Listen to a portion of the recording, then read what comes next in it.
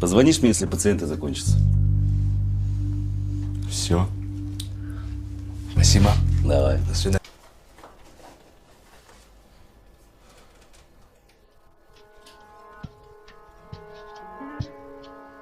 Алло? Из-за блокировки платформы полная серия доступна по ссылке в первом комментарии. Priorité numéro un. Mais juste au moment où je pensais que tout espoir était perdu, une lumière faible est apparue dans le lointain.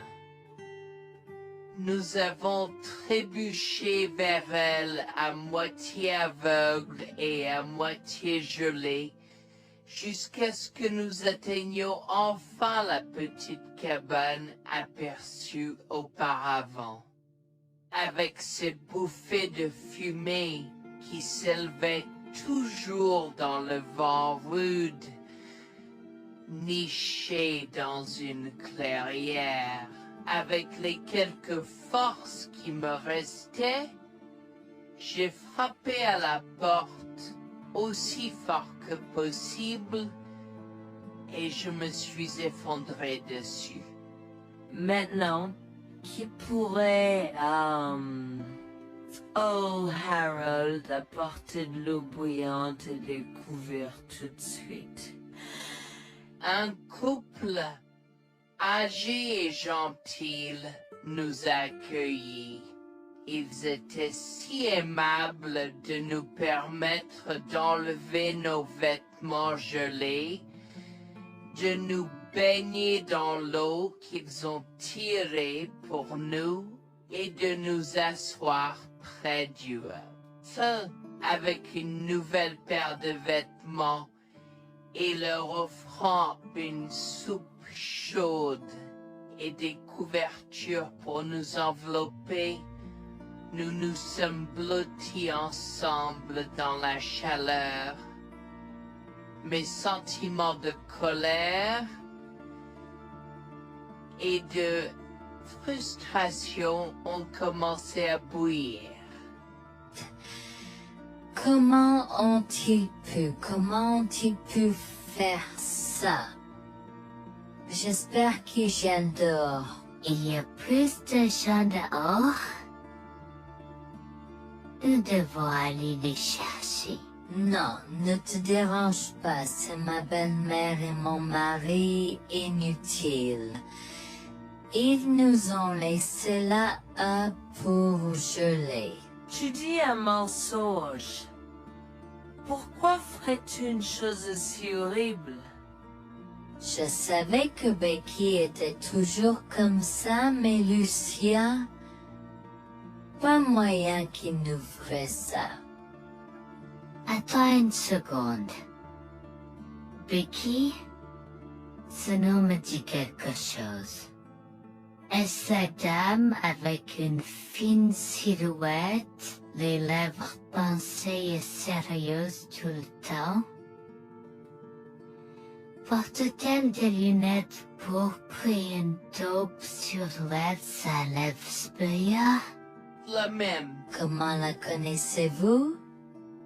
Elle a l'habitude de parcourir ces régions, mais c'est bizarre de faire une telle chose pendant cette période où les tempêtes de neige sont abondantes. En fait, je ne l'ai jamais vue dans ces parages pendant cette période de l'année. Maintenant, chérie, s'il te plaît, dis-nous comment tu la connais. Je suis sa belle-fille. Nous sommes venus de Floride parce qu'elle n'avait jamais vu son petit-fils Freddy depuis sa naissance. Je voulais vraiment qu'ils se lient d'amitié et se connaissent, mais Anne semblait désintéressée, même après que nous soyons venus de si loin. Freddy était blotti contre moi, endormi dans mes bras, avec un sourire sur son visage. Dieu merci, il allait bien. Dieu merci, il était en sécurité. Comment son petit corps a survécu tout cela? Encore un mystère pour moi. Mais plus je le regardais, plus je devenais frustré par son père, inutile, et sa grand-mère. Elle est magnifique. Cela nous fait pleurer de savoir que cela se produit. Vous voyez, nous n'avons pas d'enfants. Nous ne pouvions pas en avoir. Alors nous avons décidé de venir vivre sur les montagnes. C'est la vie que nous avons toujours voulu, mais nous ne pouvons pas combler les lacunes dans nos cœurs. Donc, entendre que quelqu'un qui a la chance d'avoir un tel petit enfant a choisi d'être négligent est quelque chose que nous ne pouvons pas pardonner. Tu sais, j'ai toujours eu un drôle de pressentiment à propos de Becky, je te l'ai dit, Harold. Cette femme n'est pas normale dans sa tête. J'ai crié après eux leur disant d'attendre pour nous, mais ils ont juste continué à aller de l'avant. Ils m'entendaient, mais ils choisissaient de ne pas m'écouter. Pourquoi aurait-il fait ça? Parfois, nous ne savons pas pourquoi les gens font les mauvaises choses qu'ils font. Tout ce que nous pouvons faire, c'est faire de notre mieux. Nous avons continué à converser le reste de la soirée, et aussi en colère que je fusse.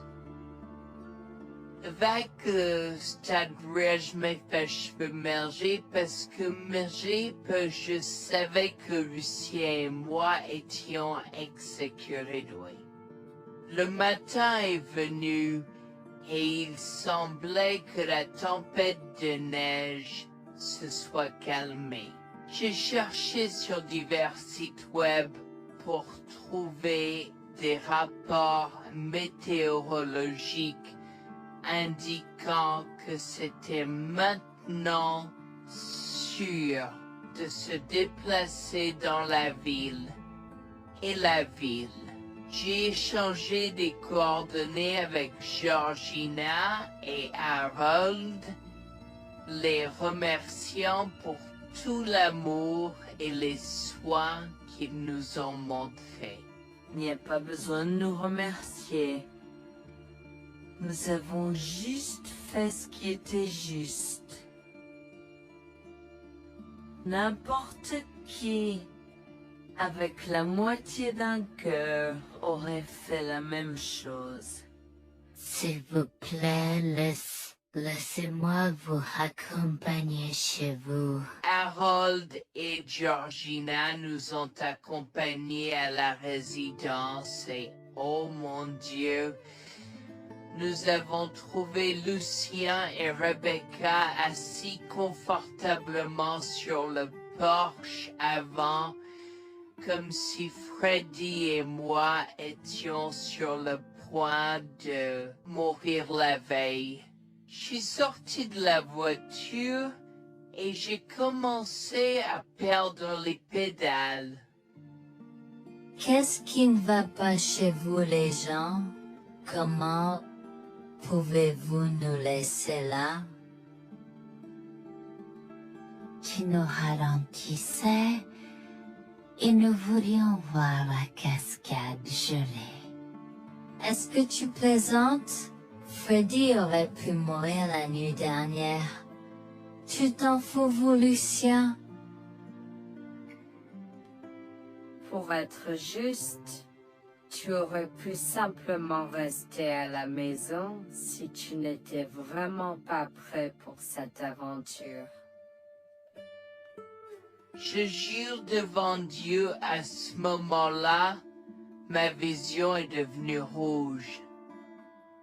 J'étais prêt à attaquer, à donner des coups de pied, à crier et à hurler pour que le monde entier entende à quel point ces gens étaient horribles. Non seulement ils nous ont laissés là, mais ils semblaient ne pas se soucier de ce qu'ils avaient fait. C'était presque comme s'ils essayaient de nous tuer. Avant que je ne puisse lancer une série d'actions et de mots qui ne pourraient pas être repris, Harold m'a retenu, me disant de me calmer, car Freddy était toujours dans la voiture avec Georgina. En assistant à toute cette scène, il m'a fallu un moment pour me calmer. Mais même si j'avais calmé, j'étais toujours agressif et argumentatif. Vous nous avez laissés là. Nous aurions pu mourir, Lucien. Tu t'en fous de ça? Tu t'en fous que ta mère ait essayé de nous tuer? Ne sois pas dramatique, Noémie. Elle n'essayait pas de faire ça. Regarde, la raison pour laquelle nous ne sommes pas revenus te chercher est parce que nous savions que tu trouverais de l'aide et un abri. Je veux dire, tu as toi-même indiqué cette cabane, n'est-ce pas? Il semble que tu aies obtenu l'aide dont tu avais besoin. Pas grâce à toi ou à ta mère. Je n'arrive pas à croire ce que j'entends en ce moment. Assez, tout le monde. Ne me donne pas mal à la tête. Comment peux-tu être si froid et sans cœur envers ta femme? J'ai la moitié d'une idée de venir te frapper. Essaie, vieil homme. Je te mets au défi. Écoute, Noémie. Je suis désolée que tu n'aies pas pu gérer un peu le mauvais temps, mais je jure qu'il n'y avait aucune mauvaise intention de ma part. Écoute, Noémie, je suis désolée que tu n'aies pas pu gérer un peu le mauvais temps, mais je jure qu'il n'y avait aucune mauvaise intention de ma part. Oh oui. Pourquoi diable irais-tu faire de la randonnée à cette période de l'année? Nous ne te voyons jamais pendant cette période, alors quoi maintenant? Pourquoi maintenant quand tu as un enfant qui ne voulait que se connecter avec toi? Quelqu'un pourrait argumenter que ce niveau de négligence grossière était intentionnel, Becky. Tu es une personne malade et pathétique. Cela a semblé faire fondre l'extérieur froid et dur de Becky, qui avait l'air douloureuse, du moins pendant un instant, avant de revenir à son extérieur de méchante sorcière de l'Ouest. Je ne sais pas ce que tu essaies d'insinuer, Mais si tu cherches une bataille, je peux t'assurer que tu la perdras. Tu oublies que je suis une femme riche. J'ai accès au meilleur. Voyons comment ton petit argument va se passer en cours, vieil homme.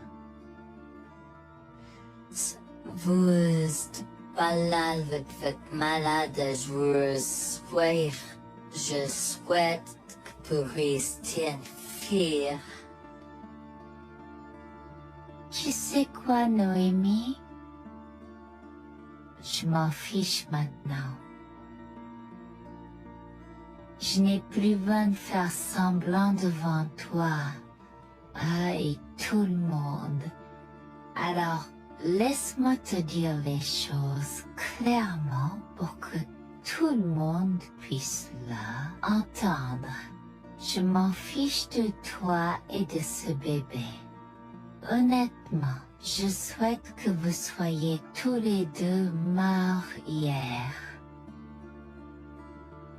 Au moins, vous auriez arrêté de me déranger avec vos tentatives pour rencontrer ce bébé.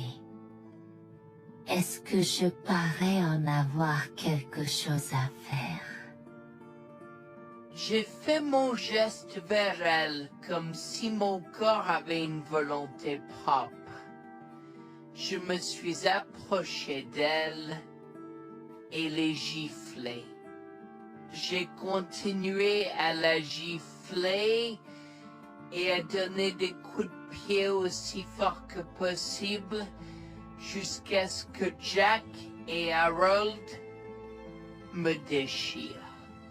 Tu m'insultes. Comment osais-je? Comment osez-vous vous asseoir là et défendre cette sorcière? Elle l'avait mérité. Toi, je vais te poursuivre en justice. Comment oses-tu me mettre les mains dessus? Elle ne voulait évidemment pas cela. Regardez, il semble que les tensions soient élevées en ce moment. Pourquoi ne pas tous prendre une grande respiration? Entrons et réglons cela. Vous êtes un homme faible et pathétique, et j'espère que vous passerez le reste de votre vie à expier ce que vous avez fait à votre fils.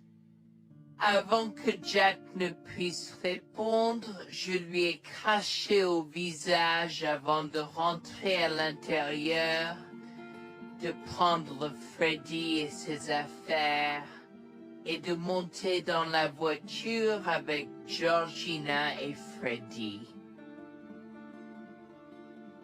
Maman, j'ai peur. Que se passe? Quoi tu combattu, grand-mère? Chérie, je suis vraiment désolée que tu aies dû voir ça. Les choses sont beaucoup plus compliquées ici et je ne veux pas te mentir. Mais je crains que tu ne sois un peu trop jeune pour comprendre. Mais pour l'instant, je suis désolée de devoir te dire que pour l'instant, il semble que grand-mère et papa ne veulent pas de nous ici. Nous ne pouvons pas être ici parce que papa et grand-mère ne sont pas très gentils et je ne veux pas que tu sois autour de personnes qui ne sont pas gentilles. Mais Georgina et Harold sont gentils, n'est-ce pas? Oui, j'aime Georgina et Harold. Harold et Georgina peuvent-ils être mes grands-parents? Oh mon Dieu, mon petit enfant, tu me fais pleurer. Bien sûr, je peux être ta grand-mère? Oh mon Dieu, mon petit enfant, tu me fais pleurer. Bien sûr, je peux être ta grand-mère. Je serai toujours ton ami et je te promets de prendre soin de toi si tu as besoin de moi. Harold a pris la voiture et nous a emmenés à un hôtel où nous avons pu nous reposer et nous remettre de nos émotions, mais malheureusement tout l'événement était un peu trop difficile à gérer. J'y avais très peur pour l'avenir pour Dieu, tant Freddy que moi, car cela signifiait le divorce. Mais j'avais peur, Bertie, qu'ils obtiennent la garde de Freddy. Décidé de parler au Giners et c'est peur de la question une fois que Freddy s'était endormi. Que vais-je faire? Je vais aller en prison? Nonsense. Cette sorcière ne portera pas plainte. Et si elle ne faisait, elle ne le fera pas. Car nous avons des preuves de sa conspiration pour commettre un meurtre. Comment? Nous sommes toujours préparés, chérie. Nous avons secrètement enregistré toutes les preuves. Maintenant, vous pouvez emporter cet enregistrement avec vous et l'utiliser contre votre mari et belle-mère au tribunal. Vous êtes des anges déguisés. Comment avez-vous fait ça? Quand? Comment? Chut, mon enfant, ne t'inquiète pas de tout ça. Écoute simplement l'enregistrement audio. Nous avons écouté et effectivement toutes les preuves avaient été enregistrées, y compris la partie où j'ai attaqué physiquement sa mère. Maintenant, ils vont me faire pour coups et blessures. Oh mon Dieu, pourquoi je fais ça? Maintenant, Bonjour, je m'appelle Jeanne et j'ai 37 ans. Je rédige ceci parce que l'année dernière a été très difficile pour moi et mon mari Jules. Nous avons beaucoup progressé depuis cet incident et je veux juste partager cette histoire pour aider quiconque pourrait se trouver dans une position similaire. Laissez-moi d'abord vous raconter comment j'ai rencontré mon mari, adorable. Tout a commencé de la manière la plus inattendue, dans un hôpital. Jules et moi nous sommes retrouvés à passer une longue nuit devant la salle d'urgence remplie d'inquiétude et incapables de partir. Jules était là parce que sa sœur avait eu un grave accident de voiture alors que ma mère a souffert d'une crise cardiaque. Dans cet espace partagé d'inquiétude et d'incertitude, nous avons trouvé du réconfort dans la présence de l'autre. Nous avons parlé facilement, découvrant un terrain d'entente et une compréhension réelle. Comme nous avons réalisé que cela prendrait un certain temps avant d'avoir des nouvelles des médecins, nous avons décidé de faire une pause et de prendre un café au café de l'hôpital. Nous ne savions pas que ces rencontres fortuites allaient changer nos vies à jamais. Au fur et à mesure que la nuit se transformait en aube, nous avons échangé des numéros avant de nous séparer à contre-séance. Pendant que la condition de ma mère se stabilisait et qu'elle commençait sa convalescence, la sœur de Jules faisait face à un voyage plus difficile. L'accident l'avait laissée avec de graves lésions de la moelle épinière et des blessures cérébrales, et elle était paralysée de la taille aux pieds. Jules était dévasté, partagé entre le soulagement qu'elle ait survécu et la tristesse face aux défis qu'elle allait maintenant affronter. Au cours des mois suivants, Jules et moi sommes restés en contact, nous nous soutenons émotionnellement pendant les convalescences de nos proches. Nos conversations ont progressivement changé, nous permettant de partager nos espoirs, nos rêves et nos peurs. Dans l'un de ces échanges sincères, Jules a eu le courage de m'inviter à prendre un café, un rappel significatif de l'endroit où notre connexion avait d'abord fleuri. Notre amour a grandi rapidement, alimenté par la fondation que nous avons construite pendant nos moments les plus sombres.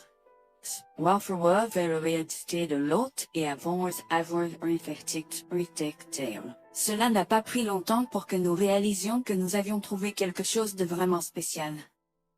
Après 2 ans de fréquentation, Jules m'a demandé en mariage. Avec une joie débordante, j'ai dit oui avec enthousiasme. Notre mariage était une petite et intime célébration, honorant l'amour qui est né de nos épreuves partagées. À ce moment-là, la sœur de Jules avait besoin de soins spécialisés, et il, étant le membre de la famille le plus proche, a pris la responsabilité. Cependant, il avait également besoin d'un travail temps plein pour gérer les factures qui s'accumulaient. Inquiète qu'il soit accablé, Jules a travaillé sans relâche pour subvenir aux besoins de sa sœur et de notre avenir ensemble. Un jour, je l'ai assis et l'ai rassuré en lui disant que nous étions une équipe faisant le défi de la vie ensemble. Chérie, j'ai besoin de te parler de quelque chose d'important. S'il te plaît, prends place. De quoi s'agit-il? Tu as l'air sérieuse, tout va bien? D'une certaine manière, non. Je t'ai vu lutter pendant un certain temps maintenant. Tu sais que tu peux me demander de l'aide, n'est-ce pas? Bien sûr que je le sais. Je ne veux juste pas t'imposer mes problèmes, tu sais. Mon chéri, nous sommes une équipe. Je veux que tu te souviennes toujours de ça. Nous faisons face aux défis de la vie ensemble et il n'y a rien d'individuel dans notre relation, seulement la nôtre. Je veux te soutenir, toi et ta sœur, de toutes les manières possibles. Cela signifie beaucoup pour moi, bébé. Tu as été incroyable tout au long de tout cela. Je ne sais pas ce que je ferais sans toi. C'est exactement pourquoi je voulais en parler. J'ai réfléchi à la prise en charge d'Abby et à l'impact que cela a sur ton travail. Et si nous envisageons de la placer dans une maison de retraite? Et avant que tu ne poses la question, je connais une bonne où ma grand-mère était vraiment heureuse. Elle a même préféré cela à vivre à Someta. Je ne sais pas, je veux dire, c'est une décision importante et risquée à prendre. Je comprends, mais réfléchis grec. Cela permettrait de te trouver un meilleur emploi payant pour que nous puissions nous assurer qu'Abby reçoit les soins qu'elle mérite. Nous pouvons la visiter régulièrement et être toujours là pour elle. Mais cela soulagerait une partie de la charge sur tes épaules. Tu as raison. C'est un choix difficile, mais je fais confiance à ton jugement. Je suis heureuse que tu me laisses enfin t'aider. Crois-moi, les choses sont plus faciles quand on peut partager ses fardeaux avec quelqu'un. Je veux dire, c'est comme ça que nous nous sommes trouvés, non? Comment pourrais-je jamais l'oublier? Je t'aime tellement. Merci de rester à mes côtés. Tais-toi, pas besoin de remerciements. Tu sais que je serai toujours là pour toi. Je t'aime aussi, chérie. Jax m'a fait confiance et nous avons trouvé une maison de retraite pour Abby. Au cours des prochains mois, Jax a trouvé un travail mieux rémunéré et a rendu visite à sa sœur tous les jours. Le rétablissement d'Abby a progressé de manière surprenante bien qu'elle soit paralysée. Elle a commencé à se déplacer dans la maison de retraite dans son fauteuil roulant, déterminée à explorer. La maison de retraite permettait aux résidents de sortir avec des membres